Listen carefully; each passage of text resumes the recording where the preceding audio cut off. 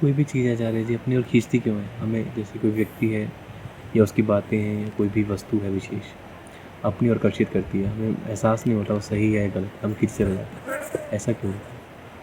ऐसा क्यों होता है ये जानना आवश्यक नहीं है, जानना ये आवश्यक है कि ऐसा किसके साथ होता है। हर एक इंसान के साथ होता है। मन के साथ मन दो तरफा है। एक तरफ तो उसको विलुप्ति चाहिए और दूसरी तरफ उसको अपना अस्तित्व, अपनी हस्ती चाहिए। वो अस्थि और विलुप्ति के बीच में फंसा हुआ है। तुम देख लो कि जिसकी ओर आकर्षित हो रहे हो वो तुम्हारी हस्ती को और प्रगाढ़ करता है या तुमको विलुप्ति देता है। कौन सी इच्छा है जो आकर्षण की वस्तु के रूप में प्रकट हो रही है? जो कुछ तुम चाहते हो वही तुम्हारे सामने प्रकट होता है। तुम देख लो कि तुम्हारे भीतर की कौन सी हसरत तुम्हारे सामने प्रकट हुई है। और दो ही तरह की हसरतें होती हैं। एक तुम्हें हसरत है कि हम बचे रहें, हम बचे रहें, किसी तरह हम बचे रहें, हस्ती हमारी बची रहे, बनी रहे। एक ये हसरत है तुम्हारी। और दूसरी तुम्हारी हसरत है कि हम मिट जाएं, मिट जाएं। तुम देख लो कि जो तुम्हें बुला रहा है वो तुमको मिटाएगा या बचाएगा। जो तुम्हें बचाता हो उससे बचना, जो तुम्हें मिटाता हो उसकी ओर मिट मिट के पहुंच जाना। हम विपरीत करते हैं। हम विपरीत करते हैं और ये बात दुनिया भी जानती है, क्योंकि सब एक जैसे हैं। तो ऐसे करते क्यों हैं? क्योंकि हम अपने ही खिलाफ षड्यंत्र करने में बड़ा यकीन रखते हैं।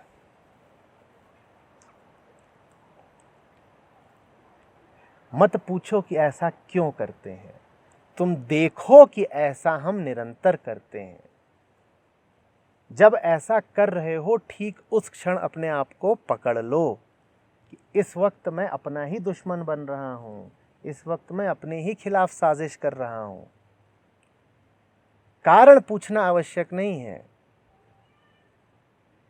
आग लगी, घर जल गया, बाद में कारण पूछते रहना, क्या मिल जाएगा? जब आग लग रही हो ठीक उस वक्त चेत जाओ, ये आवश्यक है।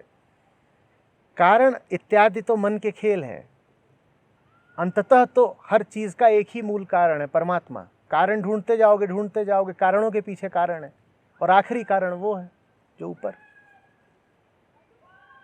कारण से मतलब नहीं, जो कार्य हो रहा है उस पर गौर करो। ठीक तब गौर करो जब वो हो रहा है। चोर को रंगे हाथों पकड़ो। बाद में चोर के बारे में अफसाने लिख रहे हो, उपन्यास लिख रहे हो, क्या फायदा?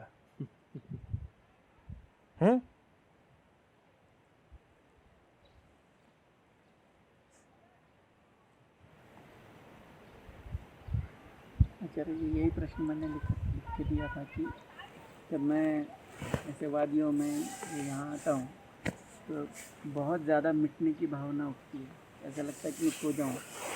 जैसे सब बैठे थे तो मुझे पता भी नहीं चला, मैं खो गया था, सब लोग यहाँ आ गए थे।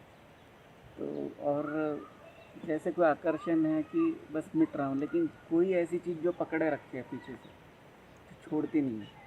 इसको कैसे छोड़ाऊँ? क्योंकि मुझे मिटना है, अच्छा लगता है। धीरे धीरे धैर्य रखिए, सबको अच्छा लगता है। आप अकेले थोड़ी हैं। या होड़ लगाए कि सबसे आगे निकल जाऊंगा, सबसे पहले मिट के दिखाऊंगा।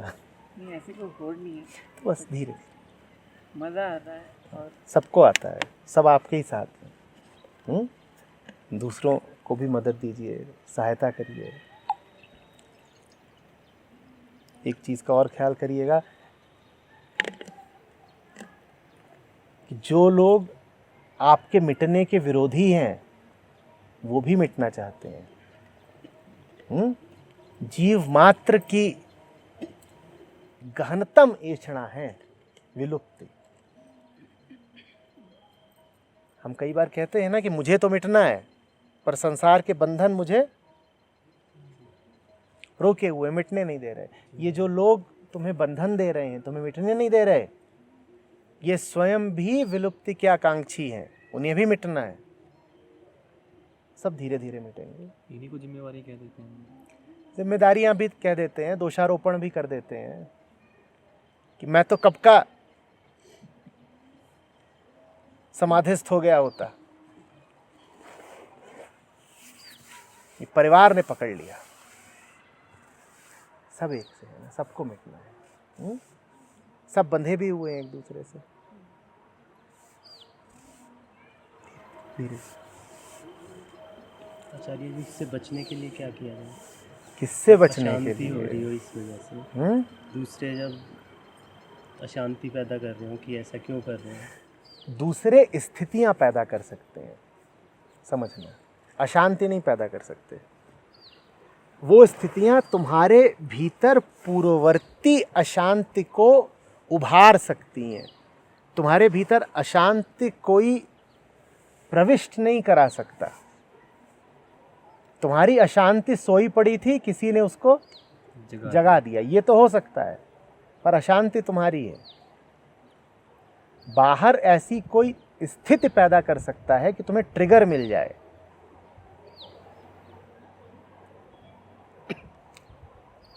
ईंधन तुमने जमा कर रखा है, बाहर वाला बस उसमें थोड़ी सी चिंगारी दिखाता है। भीतर ईंधन ही मत रखो।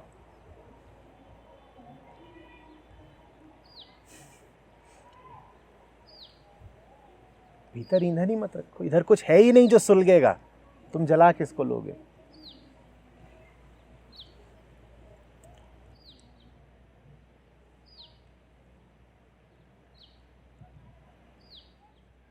और अगर तुम्हारे भीतर ज्वलनशील ईंधन तैयार बैठा हुआ है, तो वो बेचारे नहीं भी चाहेंगे तुम जल उठोगे। उनको तो पता भी नहीं चला, किसी ने अपनी सिगरेट सुलगाई और उधर धमाका हो गया। उसको तो पता भी नहीं था कि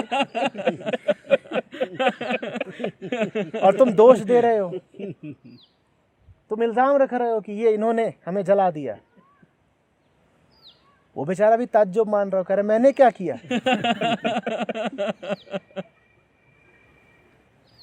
भीतर वो सामान रखो ही मत जो जल्दी आग पकड़ लेता है।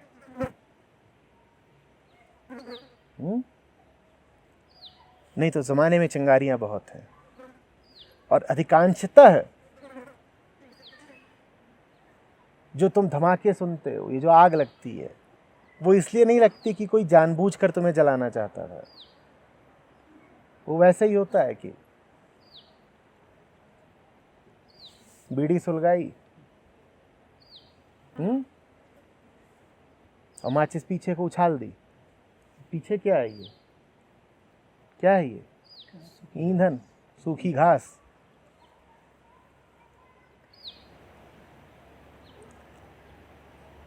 आचार्य जी, भीतर भीतर का ईंधन कहाँ से इकट्ठा करते हैं? ईंधन क्या है, खुल के बताओ। जैसे विचार, कोई जैसे ग्रुप में कोई बात कर रहा है, हमने कहा भीतर जो ज्वलनशील पदार्थ बैठा हुआ है, वो वो क्या है? हम किसकी बात कर रहे हैं? अशांति की, भीतरी अशांति। भीतर क्या है जो जल्दी से दहक जाता है? और क्यों दहक जाता है? मन, ईगो। हाँ, गहरे जाओ ना उसमें थोड़ा। मैं ही तो हूँ, अहम ही तो हुआ फिर। हाँ है, पर क्या है जो जल्दी से बुरा मान जाता है, चोट खा जाता है, अहम, भभक उठता है? जो हमने पहले ही सोच रखा था अपने बारे में, उसकी बिल्कुल। हाँ, हमने अपने बारे में क्या सोच रखा है? क्या महान है, बड़ी कमाल है। हमने अपने बारे में जगत के संदर्भ में कुछ सोच रखा है। इस बात को, हाँ, मैं गुस्से वालों को मुझे बुरा लग जाएगा। ये है। ये तो तुमने बहुत सीधा और साफ उदाहरण दे दिया। इसके अलावा भी अगर तुम अपने बारे में कुछ भी रखोगे मान्यता दुनिया के संदर्भ में, तो तुमने ज्वलनशील मामला इकट्ठा कर लिया। समझना, यहां तो तुमने बोला मैं गुस्से वाला हूं, मैं बोल रहा हूं मैं इज्जत वाला हूं। मैं क्या हूं? इज्जत वाला। मैं इज्जत वाला हूं। अब अपने आप को सलाम मैं खुद तो ठोकता नहीं। लोग तुम कब बोलते हो कि तुम इज्जत वाले हो? जब लोग सलाम ठोकते हैं। तो तुमने अपने आप को जगत के संदर्भ में परिभाषित कर लिया ना। मैं कौन हूं? मैं इज्जतदार आदमी हूं। और इज्जत तुम्हें कौन देता है? लोग अब वहां से कोई आ रहा है, वो बेचारा अपनी दुनिया में खोया हुआ है, उसने तुमको नमस्कार नहीं किया, तुम पे ध्यान नहीं दिया, तुम जल उठे। आवश्यक नहीं है कि उसका इरादा ही हो तुम्हारा अपमान करने का। सब अपनी अपनी लड़ाइयां लड़ रहे हैं। वो बेखबर था, वो खुद परेशान था, वो निकल गया बिना तुम पर ध्यान दिए, तुम दहक गए। इसको मैं ईंधन कह रहा हूं। अपने आप को लेकर के तुम जो भी मान्यता बनाओगे जगत के संदर्भ में, वहां ही तुमने दहक जाने का मसाला तैयार कर लिया। क्योंकि तुमने अपने आप को परिभाषित किया है दुनिया के संदर्भ में, दुनिया को विषय बनाकर। और दुनिया किसी की नहीं है, दुनिया बस है।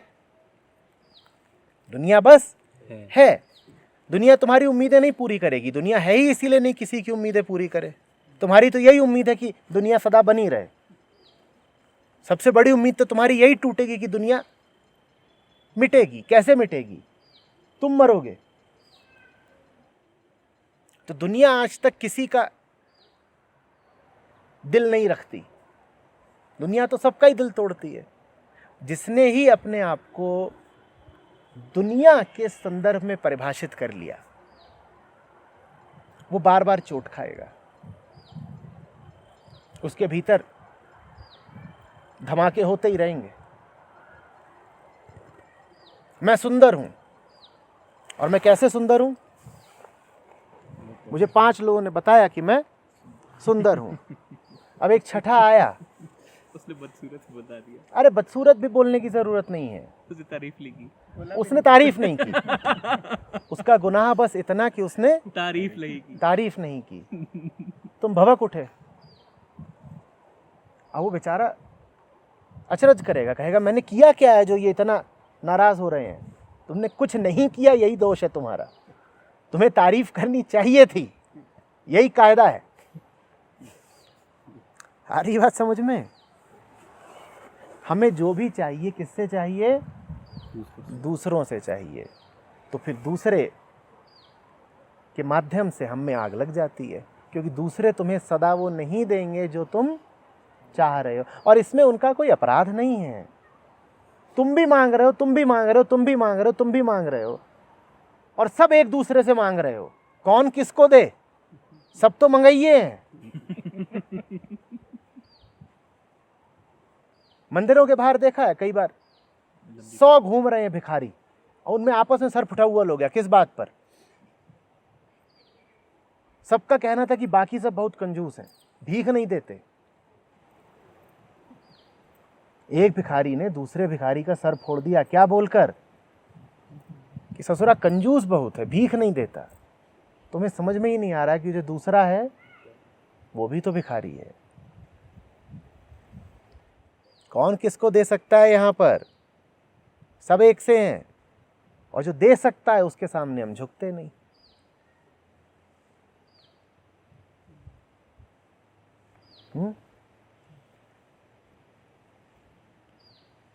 इंसान को ये दोष मत देना कि उसने तुम्हारी उम्मीदें नहीं पूरी की। अपने आप को दोष देना कि तुमने इंसान से उम्मीदें रखी ही क्यों। कोई इंसान किसी दूसरे इंसान की उम्मीदें नहीं पूरी कर सकता। उम्मीदों को पूर्णता, उम्मीदों को विगलन, उम्मीदों को विलुप्ति मिलती है सत्य से। जिस तरीके से तुम चाहते हो कि तुम्हारी उम्मीदें पूरी हों, कभी नहीं होंगी। उम्मीदों से छुटकारा पाने का सिर्फ एक तरीका है कि उम्मीदें मिट जाएं। और उम्मीदें तब तक नहीं मिटेंगी जब तक तुम्हें उसकी अनुकंपा ना मिल जाए। कौन सा आदमी सत्य के सानिध्य में है और कौन सा नहीं, ये जानने का बहुत सीधा तरीका है। जो आदमी उम्मीदों में जी रहा है उसको सत्य का संपर्क मिला नहीं। बस यही देख लेना कि कौन कितनी हसरतों में जीता है। जिसकी जितनी हसरतें हैं जान लेना कि वो परमात्मा से उतना दूर है।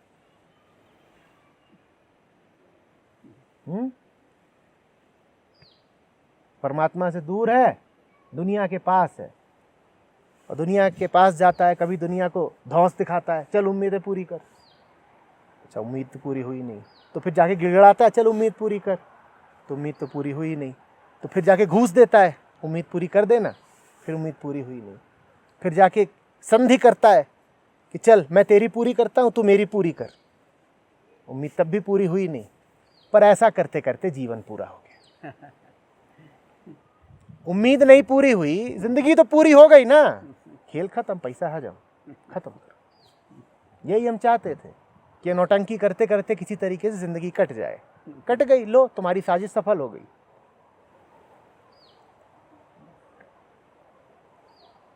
कि जैसे परीक्षार्थी को प्रश्नों के उत्तर तो आते नहीं, 3 घंटे काटने हैं, तो फिल्मी कहानी लिख रहा हो। परीक्षा पत्र में क्या लिख रहा है? फिल्मी कहानी। 3 घंटे तो काटने हैं ना। ऐसे ही हमारा जीवन भी फिल्मी कहानियों से भरा हुआ है। सही उत्तर जिनको नहीं आते उनके दिमाग में फिल्मी कहानियां गोल गोल घूमती हैं। फिर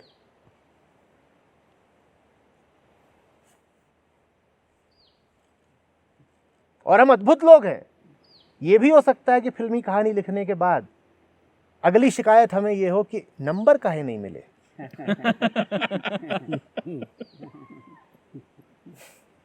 अब हमारा इल्जाम ये है कि शिक्षक ने हमारे खिलाफ साजिश की है। लिखा तो पूरा था, 3 अतिरिक्त पुस्तकें भी ली थी लिखने के लिए। लंबी कहानी है भाई, 3 घंटे का पर्चा और 3 ही घंटे की पिक्चर पूरी उतार दी थी, गानों समेत। कुछ अपनी ओर से भी जोड़ा था। नंबर काहे नहीं मिले। ये परमात्मा की अभी धांधली चलती है। मोक्ष मिला नहीं अभी तक हमें, जरूर वहां भी सोर्स लगाना पड़ता है, नहीं तो हमसे ज्यादा कोई अधिकारी है समाधि का।